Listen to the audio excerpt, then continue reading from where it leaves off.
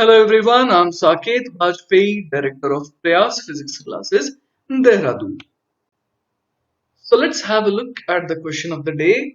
The question is of the topic electrostatics and it says two positrons are at opposite corners of a square of side A equal to 1 centimeter. The other two corners of the square are each occupied by a proton as shown in the figure. Initially, the particles are held in these positions, but all four are released at the same time.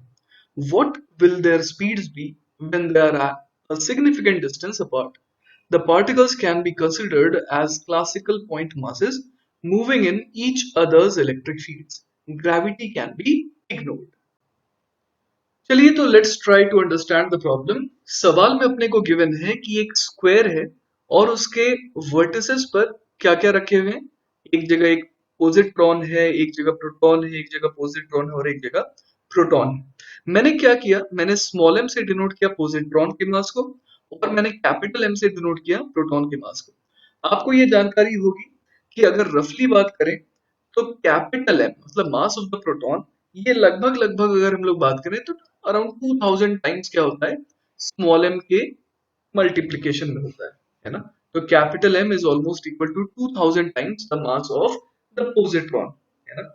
तो अब जो है positron होता क्या है, positron एक तरीके से आप समझ सकते हैं कि बिल्कुल इलेक्ट्रॉन का उल्टा होता है। इलेक्ट्रॉन जैसा ही उसके पास मास होता है, लेकिन चार्ज वाइज वो क्या होता है, ठीक उल्टा होता है ना। तो इसका मतलब पोजिट्रॉन और प्रोटॉन में फर्क सिर्फ और सिर्फ किस चीज का है, इन दोनों में बेसिकली जो फर्क है वो सिर्फ और सिर्फ मास का है ना। चार्ज वाइज दोनों बिल्कुल सेम है। क्लियर है। तो अब सोचिए कि अगर इन चारों को इस ओरिएंटेशन पे रख करके बिल्कुल छोड़ दिया जाए, है ना, तो क्या होगा। हमें ये समझ में आ रहा है because of the large mass ratio the protons will hardly have moved by the time the positrons are already far away. Correct. तो जैसे ही हम लोग छोड़ेंगे तो कौन बहुत जल्दी भाग जाएगा, भागने वाला होगा ये पॉजिट्रॉन, है ना, बहुत जल्दी भागेगा ये। तो जैसा कि हम लोग देखते भी हैं, जैसे कि मान लीजिए कि अगर मैं अर्थ और एप्पल की ही बात करूं, है ना, तो उस केस में क्या होता है, उस केस में ऐसा होता है कि मैंने एप्पल को मान लीजिए छोड़ दिया, तो एप्पल के सामने जो है अर्थ का जो मूवमेंट होता है वो कैसा होता है, एकदम नेग्लिजिबल। तो वैसा ही रफली अगर मैं बात करूं तो वैसा ही कुछ यहां पर भी होगा। प्रोटॉन अभी सोच ही रहे होंगे कि हम लोग हिले डुले, और तब तक ये जो पोजिट्रॉन है ये क्या हो चुका होगा, ये रफू चक्कर हो चुका होगा, ये लगभग इन्फिनिटी तक पहुंच चुका होगा। क्लियर है ये बात। तो हम लोग यहाँ पर बड़े आराम से क्या लगा सकते हैं, एनर्जी कंजर्वेशन। एनर्जी कंजर्वेशन किस तरीके से, तो आप ऐसे सोचिए कि यहाँ पर पहला स्टेप जो हम लोग ले रहे हैं उसमें क्या कर रहे हैं कि पोजिट्रॉन को मान रहे हैं कि वो कहाँ चला गया, वेरी फार अवे, है ना। जो पोजिट्रॉन्स थे वो चले गए वेरी फार अवे। और इस दौरान क्या है, प्रोटॉन्स जो है अभी सोच ही रहते कि हम लोग खिसकेंगे, लेकिन वो खिसक नहीं पाए। क्लियर है ये बात। तो हम लोग यहाँ पर एनर्जी कंजर्वेशन लगा सकते हैं। ये जो डायग्राम है, राइट, इस डायग्राम के हिसाब से पहले हम लोग सोचते हैं कि एनर्जी कितनी लिखें। तो कितनी एनर्जी लिख सकते हैं इस समय, अगर हम लोग पोटेंशियल एनर्जी का फॉर्मूला लगाएं तो अपने पास यहाँ पर चार पार्टिकल्स दिखाई दे रहे हैं, राइट। चार पार्टिकल्स दिखाई दे रहे हैं, मतलब कि कितने पेयर्स बनेंगे यहाँ पर, यहाँ पर बनेंगे 4C2 पेयर्स, मतलब कि 6 पेयर बनेंगे। All right. तो चलिए ये 6 पेयर्स ढूंढते हैं। एक तो हो जाएगा, एक हो जाएगा हमारा पोजिट्रॉन, पोजिट्रॉन का तो पहले इसे लिख लेते हैं, के ई ई अपॉन √2a। ये हमारा पहला टर्म हो गया। अगला टर्म कौन सा हो गया, अगला टर्म हो गया प्रोटॉन, प्रोटॉन का आपस में इंटरेक्शन होगा, तो उसको भी तो इतना ही लिखेंगे, कितना, के ई बाय √2a। तो चलिए यहाँ पर डबल में कर देता हूँ। अब सोचिए पोजिट्रॉन पोजिट्रॉन कवर हो गए, प्रोटॉन प्रोटॉन कवर हो गए। अब यहां पर मेरे को दिख रहा है कि हर साइड जो है एक एक पेयर कवर कर रही है। जैसे कि यहां पर देखिए ये जो है एक पेयर ऐसे कवर कर रहा है, उसी तरीके से एक पेयर ये कवर हो जाएगा, एक पेयर ये कवर हो जाएगा और एक पेयर ये कवर हो जाएगा। क्या आप समझ पा रहे हैं बात को। तो इन चारों पेयर्स को हम लोग सोचते हैं कि क्या लिखेंगे। सिंपली ही मुझे समझ में आ रहा है कि यहाँ पर चार्ज तो दोनों के पास एक ही है, तो हम लोग क्या लिख सकते हैं, हम लोग लिख सकते हैं 4 टाइम्स के ई ई अपॉन इस बार डिस्टेंस ए हो जाएगा। तो बड़े आसानी से हम लोगों ने क्या लिख दिया, हमने लिख दिया इनिशियल पोटेंशियल एनर्जी। बाद में क्या होगा, बाद में अपने को ये दोनों पोजिट्रॉन दिखाई नहीं देंगे, सिर्फ कौन दिखाई देंगे, ये दोनों प्रोटॉन। करेक्ट। तो हम लोग क्या लिख सकते हैं, शुरुआत में तो ये हो गया initial potential energy. Final potential energy क्या हो जाएगी, अच्छा ये ध्यान रखिएगा, ये फाइनल पोटेंशियल एनर्जी मैं किस कंडीशन को कह रहा हूं, जब प्रोटॉन अभी हिलना शुरू ही कर रहे हैं और पॉजिट्रॉन बिल्कुल दूर चले गए, उस मोमेंट को मैं इस समय यू फाइनल कह रहा हूं। तो इस समय सिर्फ और सिर्फ एक ही पोटेंशियल एनर्जी का टर्म आएगा, वो आएगा इन दोनों प्रोटॉन्स के कारण। सो आई शुड राइट के ई ई अपॉन √2 टाइम्स। करेक्ट है, √2 क्यों, क्योंकि डायगोनल की लेंथ जो है वो √2 टाइम्स है।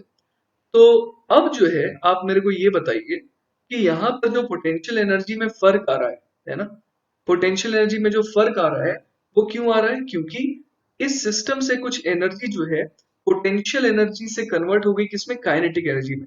तो एग्जैक्टली हम लोग देख लेते हैं कि you initial minus you final, यही वो एनर्जी है जो अब पोटेंशियल एनर्जी के फॉर्म में नहीं रही। तो ये कहाँ चली गई, ये चली गई in the form of kinetic energy. Correct. और ये काइनेटिक एनर्जी किसे मिला, ये काइनेटिक एनर्जी मिला सिर्फ और सिर्फ पॉजिट्रॉन्स को। तो चलिए छोटी सी कैलकुलेशन है वो कर लेते हैं।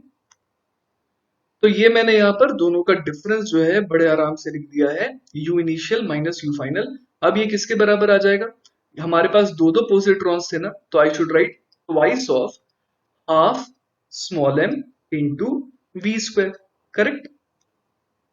तो चलिए फर्दर इसे सॉल्व करने की कोशिश करते हैं। यहां पर अपने को दिख रहा है कि क्या बचेगा, √2 और 2 से सिर्फ √2 बचेगा।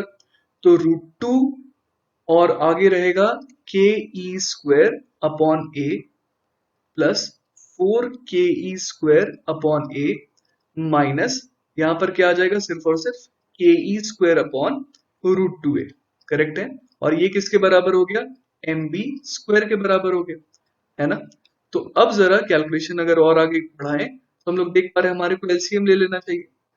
अगर एलसीएम ले लेंगे तो यहाँ पर आ जाएगा √2a। तो ऊपर कितना हो गया, ऊपर आ गया 2ke² प्लस इधर आ जाएगा 4√2 ke² और माइनस में क्या आ जाएगा, माइनस में आ जाएगा ke²। This should be equal to mb²। अब यहाँ पर 4√2 में से कितना घटा दें, 4√2 में से ke² घटा करके 2ke² ऐड करना है, मतलब ये बन जाएगा ke² और अंदर क्या आ जाएगा, अंदर आ जाएगा 4√2 plus 1 upon √2। This is equal to mb²। Alright. तो यहां से अपना जो जवाब आ रहा है वो आ रहा है v इज इक्वल टू, पूरे को अंडर रूट में कर देते हैं और कितना हो जाएगा, ये हो जाएगा ke² अपॉन √2 टाइम्स m और अंदर आ जाएगा 4√2। ऑलराइट। तो ये हमारा हो गया, किसकी वेलोसिटी आ गई, ये हमारे को ये आ गई वेलोसिटी ऑफ द पॉजिट्रॉन्स, है ना। तो इसे मैं वीई कर देता हूँ। क्लियर है ये बात। और अब अगर इसमें हम लोग डेटा पुट कर दें, है ना, अपने को सारे डेटा पता है। मास कितना ले लेंगे, यहाँ पर हम लोग मास ले लेंगे small m is equal to 9.1 into 10⁻30 kilogram. Correct है। आपको यहाँ पर सारे डेटा ऑलरेडी पता है। मास ऑफ पॉजिट्रॉन क्या होता है, exactly equal to mass of electron. Charge of positron क्या होता है, exactly equal to the magnitude of charge of electron, है ना। के की वैल्यू हमें पता ही है। तो अगर इन सारी वैल्यूज को पुट करेंगे तो वीई जो है ना, वो लगभग लगभग आ जाएगा 350 मीटर्स पर सेकेंड। ऑलराइट। ये तो हमारे पहले पार्ट का जवाब हुआ। एक बहुत ही छोटा सा करेक्शन कर लीजिएगा, यहाँ पर मैं ए मिस कर दिया था। यहाँ पर तो ए लिखा मैंने, पर उसके अगले वाले स्टेप में देखिए ए मैंने नहीं लिखा था। तो आप ए जरूर लिख लीजिएगा, यहाँ पर भी फिर ए आ जाएगा, है ना। अब हमने ये भी तो सोचना होगा कि यहाँ पर जो प्रोटॉन्स है ना, जो प्रोटॉन्स थे शुरुआत में, अब वो क्या करेंगे, वो भी तो हिलने की कोशिश करेंगे। ऑल्दो पॉजिट्रॉन्स बहुत जल्दी इंफिनिटी को पहुंच गए, लेकिन अब सिस्टम में क्या रह गया, अब तो सिस्टम में अगर देखें तो हमारे को सिर्फ प्रोटॉन दिखाई दे रहा है ना। एनालाइज करते हैं कि दो प्रोटॉन्स यहाँ पर है, अब ये दोनों क्या कर रहे हैं, ये दोनों एक दूसरे से दूर जाएंगे। करेक्ट। तो हम लोग ये देख लेते हैं कि इस सिस्टम के पास, जो कि कौन सा सिस्टम मान रहा हूं मैं अब, सिर्फ इन दोनों प्रोटॉन प्रोटॉन का सिस्टम मान रहा हूं, तो इसके पास शुरुआत में कौन सी एनर्जी थी, सिर्फ और सिर्फ पोटेंशियल। तो यू इनिशियल अब मैं कितना लिख दूंगा, मैं लिख दूंगा के ई ई upon root two a, correct है। और जब ये दोनों बहुत दूर चले जाएंगे तो उस समय क्या हो जाएगा, उस समय इसके पास फाइनल पोटेंशियल एनर्जी हो जाएगी जीरो। तो आखिर सिस्टम की एनर्जी गई कहाँ, वो कन्वर्ट हो गई किसमें, काइनेटिक एनर्जी में। So I can write kinetic energy is equal to K E square upon root two a, correct है। और काइनेटिक एनर्जी में दोनों प्रोटॉन की काइनेटिक एनर्जीज आएगी, तो I should write twice of half of mass of proton into v square, correct है। यहाँ पर मैं वीपी कर देता हूं ताकि ये पता चले कि पी से यहाँ पर मैं क्या बताना चाह रहा हूँ, प्रोटॉन बताना चाह रहा हूँ। तो आप देखिए कैलकुलेशन बहुत ही आसान है, 2 से 2 कैंसिल आउट हो जाएगा, तो अपने को वेलोसिटी या फिर स्पीड ऑफ प्रोटॉन कितना मिल जाएगा, ये आ जाएगा under the root of K E square upon root two a M P. Clear है ये बात। तो ये हमारा आ गया दूसरा जवाब। और इसमें भी हम लोगों को पता है कि सारे के सारे डेटा तो पता ही है, के की वैल्यू पता है, ई कितना होता है पता है, ये हमें सवाल में गिवन ही है, और मास ऑफ प्रोटॉन भी हम लोग जानते हैं, करेक्ट है। तो यहाँ पर जब आप सारे डेटा को पुट करेंगे तो आपको जो वेलोसिटी ऑफ प्रोटॉन आएगी वो आएगी लगभग लगभग 2.7 मीटर पर सेकेंड। तो आप देख रहे हैं कितना जमीन आसमान का फर्क है, पॉजिट्रॉन जो एनर्जी गेन, जो स्पीड गेन कर रहा है, और प्रोटॉन जो एनर्जी या फिर स्पीड गेन कर रहा है उनमें। ऑलराइट, तो फाइनली आपको समझ में आ रहा होगा कि हमारा जो आंसर है वो कितना आ रहा है, 2.7 मीटर पर सेकेंड, ये स्पीड ऑफ प्रोटॉन। और इसी तरीके से स्पीड ऑफ पॉजिट्रॉन हम लोगों ने कितना निकाला, वो लगभग आया था 350 मीटर पर सेकेंड। तो आई होप आपको ये सवाल अच्छा लगा होगा और इसका एक्सप्लेनेशन भी अच्छे से समझ में आया होगा। We'll meet again tomorrow with a different question of the day. Till then, keep practicing, keep studying. Bye bye.